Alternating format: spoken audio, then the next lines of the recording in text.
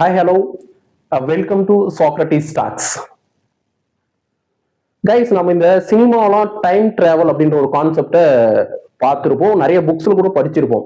ஆக்சுவலா time travel அப்படின்னா என்னன்னா, நம்மளோட ஃபியூச்சரை போய் நம்ம எப்படி இருக்க போறோம் அப்படின்றதும், இல்ல பாஸ்ட்ல நம்ம செஞ்ச தவறுகள்லாம் என்ன, அதை நம்ம திருத்திக்கிட்டா நம்மளோட ப்ரெசென்ட் எப்படி அமையும், நம்ம ஃபியூச்சர் அப்படி, அதாவது நம்ம காலம் கடந்து நேர பயணம் தான் நம்ம சொல்றது டைம் டிராவல் அப்படின்னு சொல்றோம்.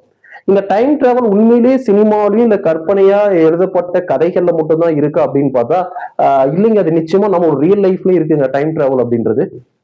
சோ நம்ம லைஃப்ல எது டைம் டிராவல் பண்ணுது அப்படின்னு பார்த்தா, நம்ம கஷ்டப்பட்டு சம்பாதிக்கிறோமே இந்த பணம் தாங்க, இந்த பணம் தான் நம்ம லைஃப்ல டைம் டிராவல் பண்ணுது. சோ அந்த பணத்தை டைம் டிராவல் பண்ண வைக்கிறது நீங்க எல்லாம் நினைக்கிற மாதிரி சயின்ஸ் கிடையாது, பினான்ஸ். சோ பினான்ஸ் அப்படின்னா ஒரு தெளிவான ஒரு ஐடியா என்ன அப்படின்னா, நம்ம சம்பாதிக்கிற பணம், நம்ம சேமிச்சு வைக்கிற பணம், நம்ம செலவு பண்ற பணம், நம்ம கடன் வாங்குற பணம், இல்ல கடனை திருப்பி செலுத்துற பணம், இந்த ஒட்டுமொத்த பண புழக்கத்தை தான் என்னன்னு சொல்லணும்னா பினான்ஸ் சிஸ்டம் அப்படின்னு சொல்றோம்.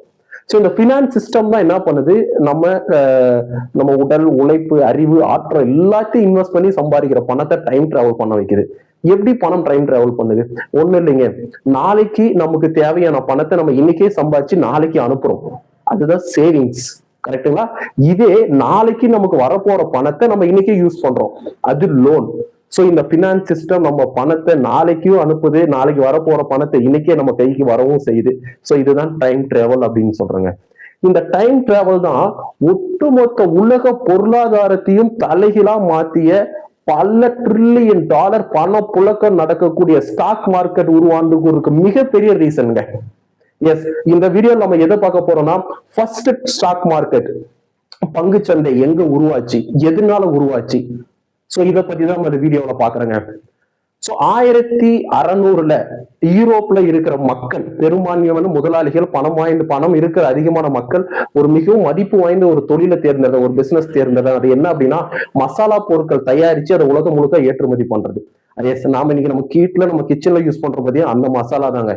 சோ இந்த மசாலா பொருட்கள் தயாரிக்கிறதுக்கு தேவையான மூலப்பொருட்கள் இன்கிரியன்ஸ் என்ன அப்படின்னா, ஜாதிக்காய், ஏலக்காய், மிளகு, இது மாதிரியான பொருட்கள்லாம் தேவைப்பட்டது. ஆனா அது யூரோப்ல கிடைக்கல. எங்க கிடைச்சிச்சு அப்படின்னா, இந்தோனேஷியாவை சுத்தி இருக்கிற அந்த ஐஸ்லாண்ட்ஸ் தீவுகள்ல தான் கிடைச்சது. அப்ப இங்க இருக்கிற பணம் இருக்கிற முதலாளிகள் தங்களுக்குன்னு ஒரு கப்பலை கட்டமைச்சு, அந்த கப்பல் பயணம் மூலியமா ஏசியாக்குள்ள வந்து அங்க இருக்கிற ஜாதிக்காய், மிளகு எல்லாம் கொண்டுட்டு வந்து மிகவும் மதிப்பு வாய்ந்த, அன்னைக்கு தங்கத்தை விட பல மடங்கு விலை மதிப்பு கூடிய ஒரு பொருளாக இருந்தது இந்த மசாலா பொருள். சோ அந்த மசாலா பொருட்கள் தயாரிச்சாங்க. சோ இந்த மசாலா பொருட்கள் தயாரிக்கிறதுக்கு தேவையான அந்த மூலப்பொருட்களை கொண்டு வரும்போது அன்னைக்கு யூரோப்பியன்ஸ் ஃபேஸ் பண்ண மிகப்பெரிய சேலஞ்சஸ் என்ன அப்படின்னா, கப்பல் பயணம் இன்னைக்கே மிகவும் சவாலான ஒண்ணு. இவ்வளவு டெக்னாலஜி வளர்ந்துமே இன்னைக்கு வந்து நம்மள எல்லாம் ப்ரிடிக்ட் பண்றோம், வெதர் ப்ரிடிக்ட் பண்ணுமே நம்மளால வந்து ஒரு சக்சஸ்ஃபுல்லா ஒரு கப்பல் பயணம் அப்படின்றது 100% முழுமை அடையல. ஸோ அன்னைக்கு கப்பல் பயணம் அப்படின்றது மிகவும் சவாலான இருந்தது. இதனால நிறைய பணம் செலவாகுச்சு, நிறைய உயிரிழப்புகள் ஏற்பட்டுச்சு.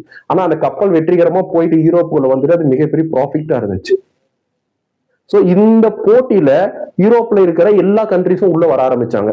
ஸ்பெயின், இங்கிலாந்து, போர்ச்சுகல் உள்ள வரும்போது இது மிகப்பெரிய ஒரு போட்டிக்களமா, சந்தைக்களமா மாறுது. சோ அப்பதான் முதல்ல டச் கவர்மெண்ட் என்ன பண்றாங்கன்னா, டச் ஈஸ்ட் இந்தியா கம்பெனி அப்படின்னு ஒரு கம்பெனியை உருவாக்குறாங்க. அந்த கம்பெனி தான் முதல்ல என்ன பண்றாங்கன்னா, ஷேர்ஸை மக்களுக்கு விற்கிறாங்க. முதல்ல ஷேர்ஸ் எப்படி உருவாகுது அப்படின்னா, இப்போ ஒரு கப்பல் தயாரிக்கிறதுக்கு 10 லட்சம் ரூபாய் டச் ஈஸ்ட் இந்தியா கம்பெனிக்கு தேவை அப்படின்னா, அந்த கம்பெனியோட ஒரு ஷேர் வெறும் 10 ரூபாய்.